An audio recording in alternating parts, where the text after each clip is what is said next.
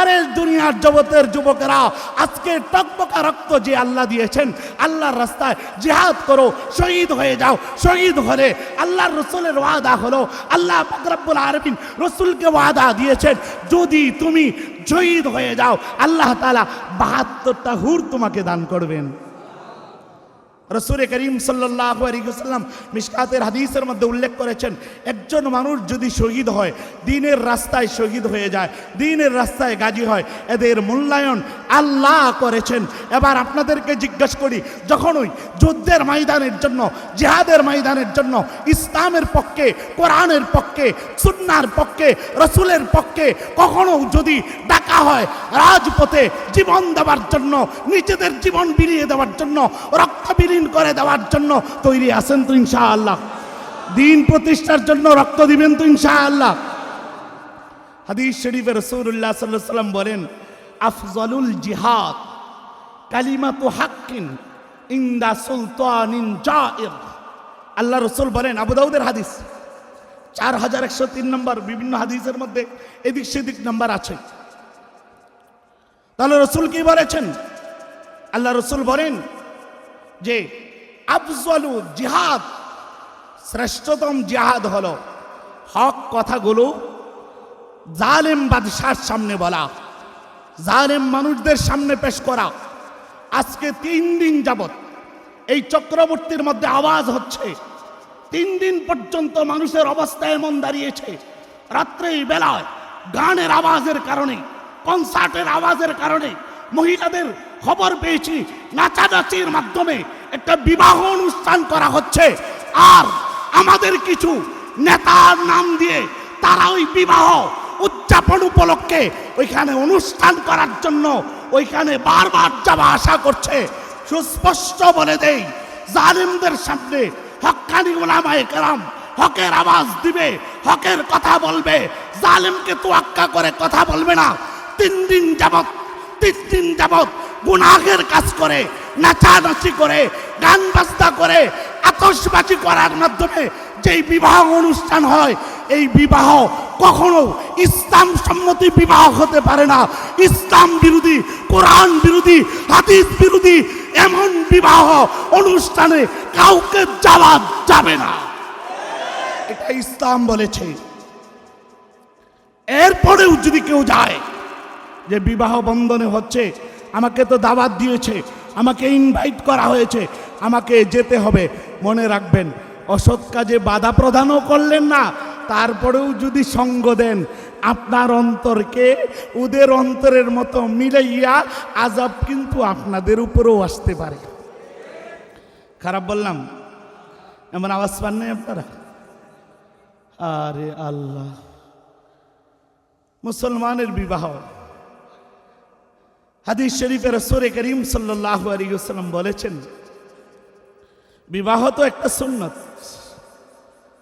সুন্নত তো সুন্নত তরিকায় পালন করবে। মেয়েদেরকে নিয়ে নাচায়া আর গান বাজনা করে এইভাবে যদি বিবাহ অনুষ্ঠান হয়, এটা কখনো ইসলাম সাপোর্ট করে না। এই জন্য আপনাদের কাছে আমার দাবি থাকবে, অন্তত পক্ষে চক্রবর্তীর যারা আমরা আছি, যারা বাড়িওয়ালা সহ যারা আমরা আছি, আপনাদের সকলের কাছে আমার দাবি থাকবে, অন্তত পক্ষে চক্রবর্তীতে যেন আযাব না আসতে পারে। আযাবের দরজা যদি বন্ধ করতে চাই, 1 নম্বর যারা অশ্লীল কাজ করবে, গান বাজনা নিয়ে পুরা এলাকার মানুষকে বিভ্রান্ত করবে, গুনাহের মধ্যে লিপ্ত করবে, তাদের বিরুদ্ধে একটু সোচ্চার হওয়া চাই। যে কেউ হোক না কেন, যত বড় ব্যক্তি হোক না কেন, আমার ঈমান তাকাজা করে, ঈমান বলে তুমি কথা বলতে হবে, ঈমান বলে বাধা প্রদান করতে হবে। আর ঈমানের সামনে কে আত্মীয় কোনো কিছু দেখার টাইম নাই, কে সমাজ ব্যবস্থার টাইম নাই। আমার এবার আওয়াজ চলবে, আমাদের প্রত্যেকটা মানুষের ঈমানদারের আওয়াজ চলবে এদের বিরুদ্ধে, যারাই এভাবে ইসলামকে মাইনাস করে বিবাহ বন্ধনে আবদ্ধতার নামে চতুর্দিকে গুনাহ ছড়িয়ে দিবে, তাদের বিরুদ্ধাচরণ করা। যদি বিরুদ্ধাচরণ করেন তাহলে বুঝতে হবে আপনি ঈমানদার, আর যদি তাল মিলান তাহলে বুঝতে হবে হাদিসের মধ্যে যেটা বলেছে আপনার অন্তর ওদের অন্তরের সাথে মিলাইয়া আযাব চলে আসতে পারে। এই জন্য মেরে ভাই, আমরা আযাব যাতে না আসে এই ফিকিরেই করি। ওলামায়ে কেরামের জিম্মাদারি হলো আযাবের পথ যেন কোনোটা খুলে না যায়। যদি আযাবের পথ খুলে যায় তাহলে আমরা মালিকের কাছে কি জবাব দিব? এই জন্য রাসূল করিম সাল্লাল্লাহু আলাইহি ওয়াসাল্লাম বলেন, জিহাদ তো করার ওই জন্য প্রয়োজন হয় যখন মানুষ ইসলাম বিরোধী কাজ করে, কোরআন বিরোধী কাজ করে, তাদেরকে বুঝাবা। তারাও যদি কটাক্ষ করে, ইসলামকে নিয়ে কটাক্ষ করে, এইটার সাথে বিভিন্ন গাদ্দারি করতে থাকে, তখন শর্ত সাপেক্ষে জিহাদ মানুষের উপর ফরজ হয়ে যায়। এখন প্রশ্ন হলো, জিহাদ করবে তো মুমিনরা, কার বিরুদ্ধে করবে? আল্লাহ পাক রব্বুল আলামিন আয়াত নাযিল করে রাসূলকে বলছেন, ইয়া আইয়ুহান নাবিয়্যু জাহিদিল কুফফারা ওয়াল মুনাফিকিন। আল্লাহ পাক রব্বুল আলামিন বলেন, হে রাসূল, হে নবী, কাফেরদের বিরুদ্ধে জিহাদ করেন, মুনাফিকদের বিরুদ্ধে জিহাদ করেন। মিশকাতের হাদিসের মধ্যে আসছে, জাহিদুল মুশরিকিন, মুশরিকদের বিরুদ্ধে জিহাদ করেন। এবার বলেন, মুশরিক আছে না নাই? আমাদের সমাজে মুশরিক নাই? মুনাফিক আছে না নাই? আছে না? কারণ এদের বিরুদ্ধে যুদ্ধ আগে বাধা প্রদান করেন, একটা একটা পাইদর ভাই আসেন। এই যুদ্ধ করতে গিয়ে যারা জীবন দান করে তাদেরকে বলা হয় শহীদ, তাদেরকে বলা হয় শহীদ। এই শহীদ যারা হবে, আল্লাহর রাস্তায় যারা জীবন দান করবে, তাদেরকে আল্লাহ পাক রব্বুল আলামিন 6টা পুরস্কার দান করবেন। কয়টা পুরস্কার? 6টা পুরস্কার। কোরআনুল কারীমের এক আয়াত তেলাওয়াত করেছি। তেলাওয়াতকৃত আয়াতের মধ্যে আল্লাহ তাআলা বলেন, ওয়ালা তাহসাবান্নাল্লাযীনা কুতিলু ফী সাবিলিল্লাহ আমওয়াতা। যারা আল্লাহর রাস্তায় মৃত্যুবরণ করে, আল্লাহর রাস্তায় শহীদ হয়, এদেরকে তোমরা মৃত বলো না, বরং এরা জীবিত। বাল আহইয়াউন, এরা জীবিত। ইনদা রাব্বিহিম, তাদের রবের কাছে তাদেরকে রিজিকের ব্যবস্থাও আল্লাহ তাআলা করেন। এই আয়াতের শানে নজুল 3টা। একটা শানে নজুল হলো হযরত জাবের রাদিয়াল্লাহু তাআলা আনহু, ওনার বাবা আব্দুল্লাহ রাদিয়াল্লাহু তাআলা আনহু, জাবের ইবনে আব্দুল্লাহ রাদিয়াল্লাহু তাআলা আনহু শহীদ হলেন এক যুদ্ধের ময়দানে। শহীদ হলেন। শহীদ হওয়ার পরে তাকে জিজ্ঞেস করা হয়েছে, আল্লাহ রাসূলের কাছে আসছেন জাবের, ইয়া রাসূলুল্লাহ, আমার বাবা তো এখান থেকে শহীদ হয়ে গেছেন, কিন্তু আমাদের তো অনেক ভাই বোন আছে, অনেক ঋণও রেখে গেছে, কোন সমস্যা? রাসূল করিম সাল্লাল্লাহু আলাইহি ওয়াসাল্লাম জাবের রাদিয়াল্লাহু তাআলা আনহুকে সুসংবাদ দিলেন, এই জাবের, তুমি জানো তোমার বাবার সাথে আল্লাহর কি কথাবার্তা হয়েছে? জাবের রাদিয়াল্লাহু তাআলা আনহু বললেন, আল্লাহ এবং তার রাসূলই তো ভালো করে জানেন। জবাব দিলেন জাবের রাদিয়াল্লাহু তাআলা আনহু যে আল্লাহ এবং রাসূলই ভালো করে জানেন। তখন রাসূল বলেছিলেন, জাবের, তোমার আব্বার সাথে তোমার আব্বুর সাথে সরাসরি পর্দাহীন অবস্থায় আল্লাহর সাথে সাক্ষাৎ হয়েছে। আল্লাহর সাথে সাক্ষাৎ হওয়ার পরে আল্লাহ পাক রব্বুল আলামিন বলেছেন যে, এই তোমার কেমন লাগতেছে, কি লাগতেছে? তখন তোমার বাবা জবাব দিয়েছে, ওগো আল্লাহ, আপনি আবার আমাকে দুনিয়ার জগতে পাঠান, আবার আমাকে দুনিয়ার জগতে পাঠান। আমি মানুষগুলোকে এই কথাগুলো বুঝাবো, যুদ্ধ করব, শহীদ হব, এই জন্য আবার আমি দুনিয়াতে যেতে চাই। জাবের রাদিয়াল্লাহু তাআলা আনহু শোনার পরে এই খুশির সংবাদ মানুষকে দেওয়ার জন্য তখন আল্লাহ পাক রব্বুল আলামিন বলেন, এটা তো আমার নিজাম না, দুনিয়াতে আর পাঠাই না। একবার শহীদ হয়ে গেল, একবার মৃত্যুবরণ করলে বা শাহাদাত বরণ করলে তাকে পাঠানো হয় না। তাহলে আল্লাহ এক কাজ করেন, এই সংবাদটা পৃথিবীর মানুষকে পৌঁছিয়ে দেন। তখনই আল্লাহ পাক রব্বুল আলামিন তেলাওয়াতকৃত আয়াত নাযিল করেছেন। আয়াত নাযিল করে বলে দিয়েছেন যে, তোমরা যদি শহীদ হও, আল্লাহর রাস্তায় জিহাদ করো, শহীদ হয়ে যাও, তাহলে আল্লাহ পাক রব্বুল আলামিন তোমাদেরকে জান্নাত তো দিবে নেই, জান্নাতে রিজিকের ব্যবস্থাও করে দিবেন। কারা কারা শহীদ হতে চান? এই হাদিসের মধ্যে আসছে, হাত নামান, রাসূলুল্লাহ সাল্লাল্লাহু আলাইহি ওয়াসাল্লামের এক হাদিস বলি, আল্লাহ রসুল বললেন, আচ্ছা বলেন, আজরাইল আলী ইসলাম যখন জান কবজ করে অনেক কষ্ট হয় না? দম বের হয়ে যায়, অনেক কষ্ট হয়। আল্লাহ রসুল বলেন, একটা পিঁপড়ার কামড় যেই পরিমাণ কষ্ট হয়, এর চেয়ে কম কষ্ট হয় একটা শহীদের মৃত্যু রূহ যখন কবজ করা হয়, এর চেয়েও কম কষ্টের মাধ্যমে আল্লাহ তাআলা জান কবজ করেন। দরকার নেই? আল্লাহ রসুল সাল্লাল্লাহু আলাইহি ওয়াসাল্লামের আরেক হাদিসের মধ্যে উল্লেখ করেছেন, যারা শহীদ হয় আল্লাহ তাআলা তাদের অতীত জীবনের যত গুনাহ আছে সব গুনাহ মাফ করে দেন। হাদিসের মধ্যে আসছে, রাসূলুল্লাহ সাল্লাল্লাহু আলাইহি ওয়াসাল্লাম বললেন, আল জান্নাতু তাহতা জিলালিস সুয়ুফ। আল্লাহ রসুল সাল্লাল্লাহু আলাইহি ওয়াসাল্লাম বর্ণনা করেন, যুদ্ধের ময়দানে জিহাদকারী যে মুজাহিদ আছে, ওই মুজাহিদের যে তরবারি আছে, ওই তরবারির ছায়ার নিচে আল্লাহ পাক রব্বুল আলামিন জান্নাত রেখেছেন। অন্য হাদিসের মধ্যে আসছে, আল জিহাদু মুখতাসারু তরিকিল জান্নাহ। জিহাদটা হলো জান্নাতে যাওয়ার একবারে মুখতাসার সংক্ষিপ্ত পথ। জিহাদ করবে, সাথে সাথে জান্নাতে চলে যাবে। আপনি যদি ইন্তেকাল করেন তাহলে সাথে সাথে জান্নাতে যাবেন না, কবরে থাকবেন। কিয়ামতের দিন উঠানো হবে, এরপরে আপনাকে রাখা হবে। আর যারা শহীদ হয় এদেরকে কবরে রাখা হয় না, এদের রূহ কবরে রাখা হয় না। আল্লাহর কাছে নিয়ে যান, আরশে মুআল্লাতে নিয়ে যান, একটা সবুজ পাখি বানান, সবুজ পাখি বানায়া তাদেরকে ওড়ার ব্যবস্থা করে দেন। জান্নাতের যেখানে মন চায় সেখানে উঠতে থাকে। এক হাতকে ঘুরতে ঘুরতে ঘুরতে ঘুরতে একটা জ্বলন্ত ফানুস আছে, এই জ্বলন্ত ফানুস স্বর্ণের প্রদীপ আছে, এই স্বর্ণের প্রদীপের মধ্যে আইসা যখন তারা বসে, এই পাখিগুলো বসার সাথে সাথেই আল্লাহ তাআলা তাদেরকে প্রশ্ন করেন যে তোমরা আমার কাছে কি চাও? ওই শহীদেরা বলে, আল্লাহ কিছুই চাই না, সব তো তুমি দিচ্ছ, আবার কি চাইব? সব তো তুমি দিয়েছো, আবার কি চাইব? জবাবে আল্লাহ পাক রব্বুল আলামিন যখন আবারও জিজ্ঞেস করেন, এরপরে তারা চায় আল্লাহ আবারও দুনিয়ার জগতে পাঠাইলে আবার যুদ্ধ করব, যুদ্ধ করার মাধ্যমে শহীদ হব। এবার বলেন, একজন হাদিসের মধ্যে আসছে, মিশকাতের হাদিসের মধ্যে আসছে, আর এমনিতে সাধারণভাবে একজন মানুষ যদি জান্নাতে যায়, আর জান্নাত থেকে বের হইতে চাইব না। কেন?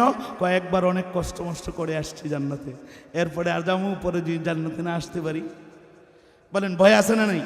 ভয় আছে। পরে যদি আর না ঢুকতে পারি সমস্যা হতে পারে। এই জন্য ওরা আর করতে চায় না। এই জন্য রাসূল করিম সাল্লাল্লাহু আলাইহি ওয়াসাল্লাম মিশকাতের হাদিসের মধ্যে উল্লেখ করেছেন, একজন মানুষ যদি শহীদ হয়, দ্বীনের রাস্তায় শহীদ হয়ে যায়, দ্বীনের রাস্তায় গাজী হয়, এদের মূল্যায়ন আল্লাহ করেছেন।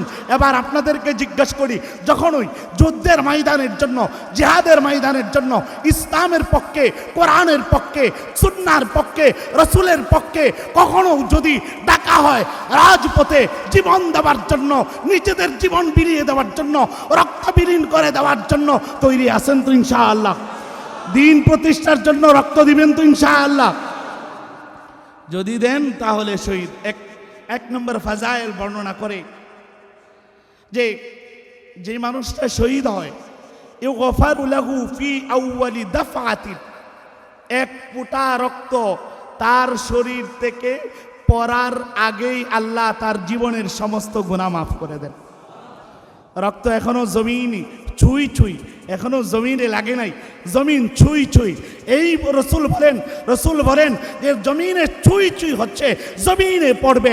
এক ফোঁটা রক্ত পড়েছে একজন শহীদের, একজন গাজীর, একজন শহীদের এক ফোঁটা রক্ত পড়ার কারণে আল্লাহর রসুল বলেন এই মানুষটার রক্ত জমিনে লাগতে দেরি হবে, তার জীবনের সমস্ত অপরাধ মাফ করতে দেরি হবে না। কি বলেন? এমনিতে অন্য ফাজাইল আছে সহজ, এক দুই, একটার মধ্যে আরেকটা আছে, আয়ুরামাকাদাহু মিনাল জান্নাহ। এই রক্তের ফোঁটা যখন পড়লো, পড়ার সাথে সাথে আল্লাহ তার ঠিকানা যে জান্নাত তার সামনে ধরে দেন। তখন দেখবেন শহীদেরা যখন জান্নাত সামনে পেশ করা হয়, জান্নাত সামনে পেশ করার সাথে সাথে এরা হাসতে থাকে। দেখেন না, নেককার মানুষ যখন ইন্তেকাল করে এরা হাসতে থাকে, হাসতে হাসতে দুনিয়ার জগৎ থেকে চলে যায়। শহীদেরা যখন জান্নাত সামনে পেশ করা হয়, জান্নাত সামনে পেশ করার সাথে সাথে ওনারাও হাসতে থাকে, দিলে তামান্না নিয়ে থাকে। কারণ শাহবাগের মধ্যে যেই ছেলেদেরকে শাহবাগের কারণে নাস্তিক মুরতাদদের বিরুদ্ধাচারণ কারণে যাদেরকে ফাঁসির কাছে ঝোলানোর যখন নিয়ে যায় আমরা দেখেছি এরা হাসতে ছিল, ছেলেরা অল্প বয়সের ছেলেরা হাসতে ছিল, আর এরা তামান্না ছিল আরে আমার মালিকের কাছে যাব। আর জান্নাত যখনই তাদেরকে শহীদ করা হবে, জান্নাত তাদের সামনে পেশ করা হয়, এই জন্য এরা কান্নাকাটিও করে না। কান্নাকাটিও এক নম্বর ফাজাইল শহীদ হওয়ার। দ্বিতীয় নম্বর ফাজাইল হলো ইউজারু মিন আযাবিল কবর। আল্লাহ রসুল বলেন তাহলে আল্লাহ পাক রব্বুল আলামিন কবরের আযাব থেকে তাকে নিরাপদ রাখবেন। কবরের ঘাঁটি সমূহের যত ঘাঁটি আছে আখিরাতের, মৃত্যুর পরে যত ঘাঁটি আছে, এক নম্বর ঘাঁটি হলো কবর। এই কবরের আযাব যদি মাফ করে দেন বাকি আর কোনো জায়গায় ধরবে না, বাকি আর কোনো জায়গায় ধরবে না। কবরের মাফ তো বাকি সব মাফ করে দিবেন। তার দ্বিতীয় নম্বর ফাজাইল হলো যে কবরের আযাব মাফ করে দেয়, কবরের আযাব মাফ করে দেয়। তৃতীয় নম্বর হলো রাসূলুল্লাহ সাল্লাল্লাহু আলাইহি ওয়াসাল্লাম বলেন ওয়ায়ামানু মিনাল ফাজরিল আকবার। মহাভীতি যেটা আছে কিয়ামতের ময়দানে হবে, মহাভীতির দিন হবে। সবাই দৌড়াদৌড়ি শুরু করবে, একজন আরেকজনের দিকে দৌড়াদৌড়ি করবে। আয়েশা সিদ্দিকা রাদিয়াল্লাহু তাআলা বয়ান করেন যে ইয়া রাসূলুল্লাহ, কিয়ামতের দিন যখন সমস্ত মানুষগুলো উঠবে, কাপড় থাকবে না। আমরা তো উম্মাহাতুল মুমিনিন, আমরা তো উম্মতের মা, আমরাও যদি উলঙ্গ অবস্থায় থাকি আমাদের তো লজ্জা লাগবে। রাসূল করিম সাল্লাল্লাহু আলাইহি ওয়াসাল্লাম আয়েশা সিদ্দিকা রাদিয়াল্লাহু তাআলা আনহাকে টার্গেট করে বললেন, ও আয়েশা, এমন ভীতির দিন হবে, অর্ধ হাত উপরে সূর্য চলে আসবে, মানুষগুলো কেউ কারো দিকে তাকানোর সুযোগ পাবে না। এইগুলো উপরের দিকে যে তাকাবে, নিচের দিকে আর তাকানোর সুযোগ পাবে না। ওই ভীতির দিনের ভীতি থেকে আল্লাহ হেফাজত করবে। কি হলে? শহীদ হলে। তাহলে এক নম্বর বললাম যে দুনিয়াতে একজন শহীদের এক ফোঁটা রক্ত মাটিতে পড়ার আগেই আল্লাহ পাক রব্বুল আলামিন তার জীবনের সমস্ত গুনাহ মাফ করে দেন। এবং বললাম আল্লাহ তার সামনে জান্নাত পেশ করাইয়া দেন, তার ঠিকানা জান্নাত বানাইয়া দেন। দ্বিতীয় নম্বর বললাম কবরের আযাব থেকে মাফ হয়, কবরের আযাব থেকে নিরাপদ থাকতে পারে। তৃতীয় নম্বর বললাম ওয়ায়ামানু মিনাল ফাজইল আকবার, ভয় ভীতি মহাভীতি থেকে আল্লাহ তাআলা নিরাপদ রাখবেন, আল্লাহ তাআলা নিরাপদ রাখবেন। শুধু অতটুকুই কয় না, আরও আছে। রাসূলুল্লাহ সাল্লাল্লাহু আলাইহি ওয়াসাল্লাম বলেন যে কাল কিয়ামতের ময়দান যেদিন কায়েম হবে, ওয়ায়ুযাউ আলা রাসিহি তাজুল ওয়াকার আল ইয়াকুতা। আল্লাহ রসুল সাল্লাল্লাহু আলাইহি ওয়াসাল্লাম বলেন যে কিয়ামতের ময়দানে তাকে ইয়াকুতের মুতির টুপি পরানো হবে। সমস্ত মানুষ তাকায় থাকবে আর বলবে এটা কিসের টুপি পরাইলো? কেন পরাইলো? পরানোর পিছনে কারণ হলো এ আল্লাহর রাস্তায় শহীদ হয়েছে, এ জান দিয়েছে আল্লাহর রাস্তায়। জান দেওয়ার কারণে আল্লাহ এমন মর্যাদা দান করেছেন, তাজুল ওয়াকার, ইয়াকুতের টুপি পরায়া আল্লাহ তাআলা সম্মানিত করবেন। সম্মানিত হতে চান তো সবাই ইনশাআল্লাহ? যদি হতে চান তাহলে শহীদি মৃত্যুর তামান্না লাগবে। এক হাদিসের মধ্যে রাসূলুল্লাহ সাল্লাল্লাহু আলাইহি ওয়াসাল্লাম বলছেন, আল্লাহ রসুল সাল্লাল্লাহু আলাইহি ওয়াসাল্লামের বক্তব্য হলো যে কোনো মানুষ যদি মান মাতা ওয়ালাম ইয়াগজু, মৃত্যুবরণ করলো, যুদ্ধ করে নাই, ওয়ালাম ইউহাদ্দিস, এবং যুদ্ধের তামান্নাও তার ছিল না, তাহলে রসুল বলেন তাহলে এই ব্যক্তি মুনাফেকের যে মৃত্যু এইরকম মৃত্যু হবে। এবার বলেন জিহাদের তামান্না দরকার আছে না নাই? সবারই জিহাদের তামান্না দরকার আছে না নাই? জিহাদ করব, জিহাদের তামান্না আমাদের অবশ্যই দরকার আছে। জিহাদের তামান্না না থাকলে মুনাফিক অবস্থায় মৃত্যুবরণ করতে হয়। আর জিহাদি তামান্না নিয়ে কেউ যদি মৃত্যুবরণ করে, জিহাদের তামান্না আছে, তামান্না নিয়ে মৃত্যুবরণ করেছে, রাসূল বলেছেন তামান্নার কারণে আল্লাহ তাআলা শহীদদের অন্তর্ভুক্ত করে দিবেন। অন্য হাদিসের মধ্যে উল্লেখ করা হয়েছে, রাসূল বলেন মান কুতিলা ফি সাবিলিল্লাহি ফাহুয়া শহীদ, যে আল্লাহর রাস্তায় যুদ্ধ জিহাদ করলো, এত শহীদ। অন্য হাদিসের পরের অংশ পরে মান মাতা ফি সাবিলিল্লাহ, কেউ আল্লাহর রাস্তায় গেছে, আল্লাহর রাস্তায় গেছে, আল্লাহর রাস্তায় গেল, গিয়া কয়েকদিন রইল, রওয়ার পরে ওইখানে ইন্তেকাল করেছে, কফা হুয়া শহীদ, এও শহীদ। এও রাসূলুল্লাহ সাল্লাল্লাহু আলাইহি ওয়াসাল্লাম বলেন, সাহাবায়ে কেরামকে বললেন, ও আমার সাহাবায়ে কেরাম, এত অল্পই কি আমার শহীদ? না। এরপরে রসুল বলেন যে মান মাতা ফিত তাউন, যে ব্যক্তি মহামারীতে, কলেরা বা অন্য কোনো রোগে আক্রান্ত হয়ে মারা গেছে, অন্য কোনো রোগে আক্রান্ত হয়ে মহামারীতে পড়ে মারা গেছে, এই মানুষটাকে আল্লাহ শহীদের মর্যাদা দান করবেন। হাদিসের পরের অংশে বলে মান মাতা ফিল বাতন, কেউ যদি পেট রোগে আক্রান্ত হয়ে মারা যায়, একটা তো হলো প্লেগ রোগে আক্রান্ত হয়েছে, একটা পেটের রোগে আক্রান্ত হয়েছে, পেটের সমস্যার কারণে ডায়রিয়া হয়েছে, ডায়রিয়া হওয়ার কারণে মারা গেছে, রসুল বলেন এইটাও শহীদ, এইটাও শহীদ, শহীদের মর্যাদা পাবে। এই জন্য রাসূলুল্লাহ সাল্লাল্লাহু আলাইহি ওয়াসাল্লাম বলেন, যারা এইভাবে শহীদ হয় তাদেরকে আল্লাহ তাআলা ইয়াকুত পাথরের আল্লাহ পাক রব্বুল আলামিন টুপি পরায়া তাদেরকে উঠাইবেন। শুধু অতটুকুই? না, অতটুকু ইয়াকুত পাথরের দাম কতটুকু হবে? আসমান এবং জমিন যতটুকু আছে, আসমান এবং জমিনের সব কিছুর চেয়ে শ্রেষ্ঠতম দামই হবে ওই ইয়াকুত পাথরের যে টুপিটা তাকে পরানো হবে। আসমান জমিনের যা কিছু আছে এর চেয়েও ভালো, এর চেয়েও ভালো। এরপরে রাসূলুল্লাহ সাল্লাল্লাহু আলাইহি ওয়াসাল্লাম বলেন যে আরেকটা হলো যে এই মানুষটা, যেই মানুষটা দুনিয়া থেকে শহীদ হয়ে আসবে, ওই উযাউবিজু, তাকে বিবাহ করানো হবে, তাকে বউ দেওয়া হবে, হুর দেওয়া হবে, সিনতাই ওয়া সাবউ সিনতাইনি ওয়া সাবউনা যাওজা, ৭২টা বিবি তাকে দান করা হবে। হাদিসের মধ্যে রাসূলুল্লাহ সাল্লাল্লাহু আলাইহি ওয়াসাল্লাম বলেন, একটা হুরের একটা চুল যদি পুরা পৃথিবীতে দেখানো হইতো, এক জায়গা একটু চুলের মাথা দেখানো হইতো, সমস্ত পৃথিবীটা আলোকিত হয়ে যেত। এমন হুর পাওয়ার আশা আছে না নাই? বলেন, হুর পাওয়ার আশা আছে না নাই?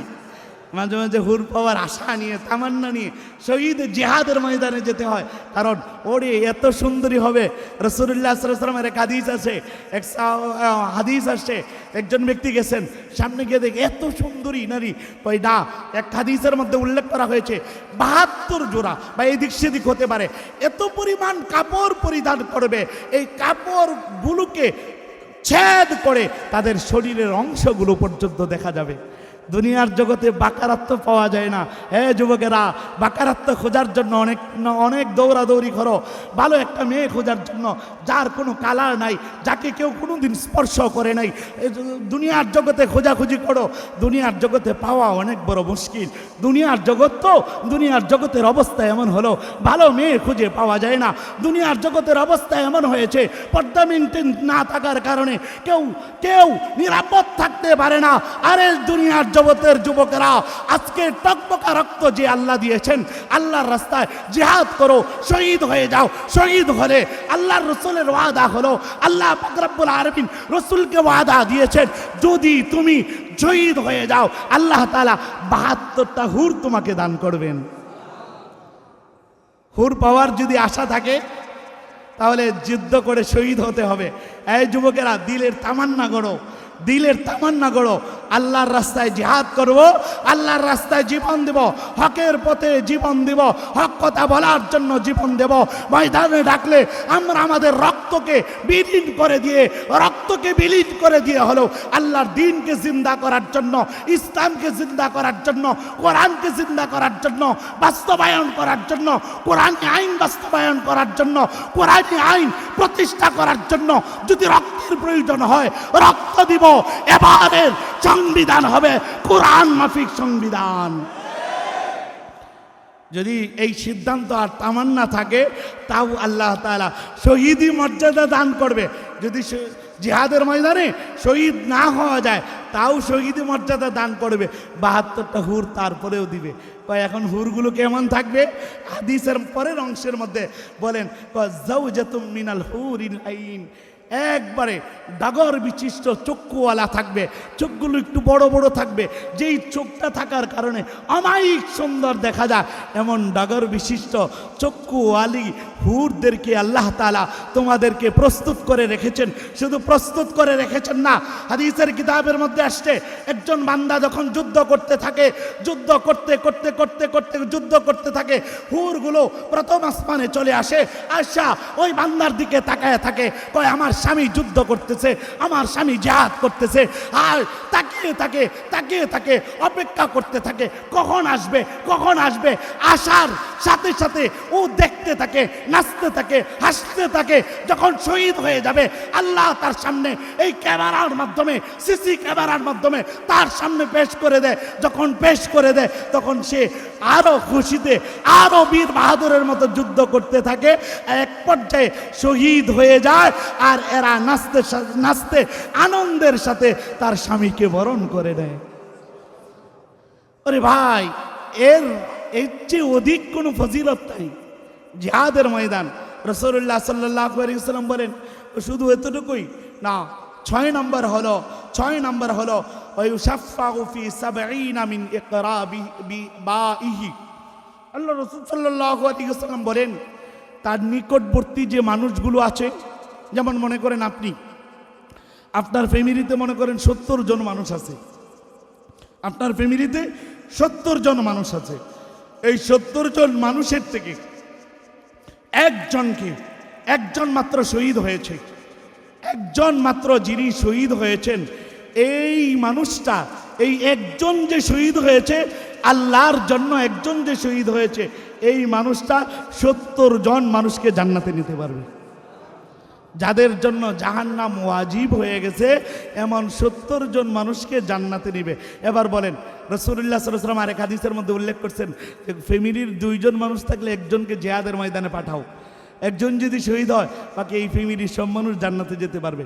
এবার বলেন, আমরা যদি আমাদের প্রত্যেকটা ফ্যামিলি থেকে একজনকে তৈরি করি, 70 জন মানুষ অনেক কম, 70 জন একটা ফ্যামিলিতে থাকে না, আরও কম থাকে, বা একবারে অনেক দূর পর্যন্ত চলে যেতে হয়, অনেক দূর পর্যন্ত যদি চলে যেতে হয়, তাহলে আমরা আমাদের ফ্যামিলি থেকে একজনকে দ্বীনের জন্য তৈরি করি, একজনকে কোরআনের জন্য তৈরি করি, একজনকে কোরআনের শ্রমীয় কর্মী বানাই, একজনকে কোরআনের কর্মী বানাই।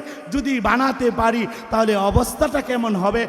অবস্থাটা এমন হবে একটা মানুষের কারণে ওই ফ্যামিলির সব মানুষগুলো জান্নাতে যেতে পারবে। এবার বলেন, জান্নাতে যেতে চান তো? আচ্ছা বলেন, মানুষ যদি মৃত্যুবরণ করে, নিজের বিছানায় মৃত্যুবরণ করে, আচ্ছা বলেন মরতে হবে না? যে কোনো অবস্থায় থাকুক, যে কোনো হালতে থাকুক, অবশ্যই মৃত্যু আমাদের আসবে।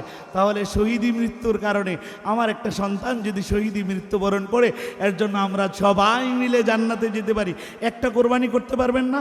আবার কোরবানি করবেন নিজেরটা নাকি এটাও আল্লাহর? এটাও বলেন, এটাও কার? আল্লাহ।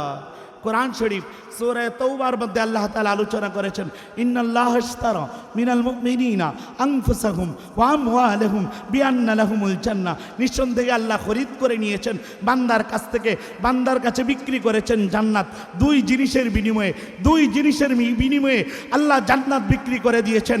এক নম্বর হলো সে জান আল্লাহর রাস্তায় কোরবানি করবে, মাল আল্লাহর রাস্তায় কোরবানি করবে। জানের কোরবানির মাধ্যমে, মাল কোরবানির মাধ্যমে আল্লাহ জানের বদৌলতে, মালের বদৌলতে আল্লাহ আপনার কাছে জান্নাত বিক্রি করেছেন। এবার সিদ্ধান্ত আপনার, যদি জান্নাতে যেতে চান, জান্নাত খরিদ করতে চান, আল্লাহর কাছ থেকে জান্নাত নিতে চান, দুই জিনিস আপনাকে দিতে হবে, জান দিতে হবে। দিতে তৈরি আছেন তো ইনশাআল্লাহ? জান দেওয়ার মাধ্যমে জান্নাত কিনবেন তো ইনশাআল্লাহ? কারা কারা জান্নাত কিনতে তৈরি আছেন ইনশাআল্লাহ? সবাই রাজি আছেন তো ইনশাআল্লাহ? রাজি আছেন তো ইনশাআল্লাহ? রাজি আছেন তো ইনশাআল্লাহ? জান এবং মাল দুটার মাধ্যমে কিনবো ইনশাআল্লাহ। খালিদ বিন ওয়ালিদ একজন সাহাবী ছিলেন, বীর বাহাদুর সাহাবীর নাম হলো খালিদ বিন ওয়ালিদ, যাকে সাইফুল্লাহ উপাধি দেওয়া হয়েছিল। খালিদ বিন ওয়ালিদ যুদ্ধ করছেন, রসুলের সাথে অনেক যুদ্ধ করছেন। একদিন হঠাৎ করে তার বিবিকে প্রশ্ন করেছেন যে বিবি আমি তো অনেক যুদ্ধ করলাম, যুদ্ধের সময় আমার টার্গেট ছিল কাফেররা যেন আমার উপর প্রহার করে, আমার উপর কাফেররা প্রহার করলে আমি শহীদ হয়ে যাব, জান্নাতে চলে যাব, এমন টার্গেট ছিল, কিন্তু হইতে পারলাম না। এখন তো বিছানায় চলে আসলাম। বিবি গো এখন আমি কি করব? আমি কি শহীদ মর্যাদা পাবো না? বিবি একটু চুপ রইলেন। চুপ থাকার পরে বললেন যে আপনার উপাধি কি, আপনার নাম কি? বলেন খালিদ বিন ওয়ালিদ। আপনার উপাধি কি? সাইফুল্লাহ। আল্লাহর তরবারি কখনো ভাঙতে পারে না, আল্লাহর তরবারি কখনো ভাঙতে পারে না। আপনি কাফেরদের সাথে যুদ্ধ করেছেন, মুশরিকদের সাথে যুদ্ধ করেছেন, মুনাফিকদের সাথে যুদ্ধ করেছেন। কাফেরদের সাথে যুদ্ধ, মুনাফিকদের সাথে যুদ্ধ, মুশরিকদের সাথে যে যুদ্ধ করেছেন, এদের এত বড় ক্ষমতা নাই। সাইফুল্লাহ আল্লাহর তরবারি ভেঙে দিবে, আল্লাহর তরবারি ভেঙে দেবার হিম্মত কারো ছিল না, যার কারণে আপনার তরবারি ভাঙতে পারে নাই, এই জন্য আপনাকে শহীদও কেউ করতে পারে নাই। তাহলে কি মর্যাদা পাবেন? রাসূলুল্লাহ সাল্লাল্লাহু আলাইহি ওয়াসাল্লাম জানাইছেন যে না, খালিদ বিন ওয়ালিদ তো একজন বীর মুজাহিদের নাম, আল্লাহর তরবারির নাম দিয়েছি, সুতরাং এটা কখনো বৃথা যেতে পারে না। খালিদ বিন ওয়ালিদ যদি বিছানায়ও মারা যায়, তাহলেও আল্লাহ তাআলা তাকে শহীদের মর্যাদা দান করবেন। এবার বলেন, আমারও তামান্না, আপনাদেরও তামান্না, জিহাদ করলাম, হকের কথা বললাম, কোরআনের কথা বললাম, সুন্নাহর কথা বললাম, বলার পরে যদি হামলা আসে, যত কিছু আসুক, সবগুলো বহন করে নিব। আমাদের এক আলেমের কারগুজারি শোনাই, আলেমকে প্রচণ্ড আঘাত করতেছিল। আগের যখন নিল মাহমুদ হাসান গনবী দামাত বারাকাতুহুম, ওনাকে নেওয়ার পরে প্রচণ্ড আঘাত করে, চোখ বন্ধ করে চতুর্দিকে পিটাইতেছিল, আর বলতেছিল, পুলিশ প্রশাসন বলতেছিল, এখন কই তোমার আল্লাহ? তোমার আল্লাহ তো তোমাকে বাঁচায় না, তোমার আল্লাহ কোথায়? ডাকো, আল্লাহকে বাঁচানোর জন্য বলো। এরা এমন কথা বলতেছিল আর প্রহার করতেছিল, আবার বিভিন্ন বক্তব্য দিচ্ছিল। তখন তিনি তখনও এমন অবস্থায় বলতেছিলেন, বাঁচাবে আমার আল্লাহ, সময় হলে আমার আল্লাহর নুসরত আসবে, অপেক্ষা করো জালেমেরা। ইসলামকে মাইনাস করে চুল পরিমাণ কথা বলতে পারবো না, মারতে মারতে যদি শহীদ করে দাও, কথা বলবো না। এক ইসলাম, কোরআন, সুন্নাহ, যদি তোমরা মৃত্যুবরণও করতে হয় তাও বলবো। এই জন্য কোরআনের কথা বলতে, সুন্নাতের কথা বললে যদি কখনো চাকরি চলে যায়, চলে যেতে পারে, জান চলে যায়, চলে যেতে পারে, যা কিছু হবার হতে পারে, কোরআন থেকে, সুন্নাহ থেকে চুল পরিমাণ সর্বনা তো ইনশাআল্লাহ। ওয়াদা সবার ইনশাআল্লাহ, ওয়াদা সবার ইনশাআল্লাহ। কোরআনের কথা বলবেন তো ইনশাআল্লাহ, শুনবেন তো ইনশাআল্লাহ। কোরআনের রাজ কায়েম করার জন্য মাঠে ডাকলে যাবেন তো ইনশাআল্লাহ। কেননা ইসলাম তো আমাদেরকে জান্নাতের দিকে নিয়ে যায়, সুতরাং জান্নাতের দিকে যাওয়ারই দরকার। ওয়াসিকাল্লাযীনা কাফারু ইলা জাহান্নামা যুমারা, কাফেরদেরকে জাহান্নামে টানে, আর আমাদেরকে ওয়াসিকাল্লাযীনা তাকাউ ইলা রাব্বিল জান্নাত জুমারা, জান্নাতের দিকে আমাদেরকে টানে। এই জন্য ভাই, আমরা সবাই যেহেতু জান্নাতে যেতে চাই, জান্নাতে যাওয়ার সবচেয়ে বৃহৎ মাধ্যম হলো জিহাদ ফি সাবিলিল্লাহ, শহীদ হয়ে যাওয়া। এই জন্য শহীদই আল্লাহ তাআলা যেন আমাদের প্রত্যেকটা মানুষকে শহীদই মৃত্যু নসিব করেন।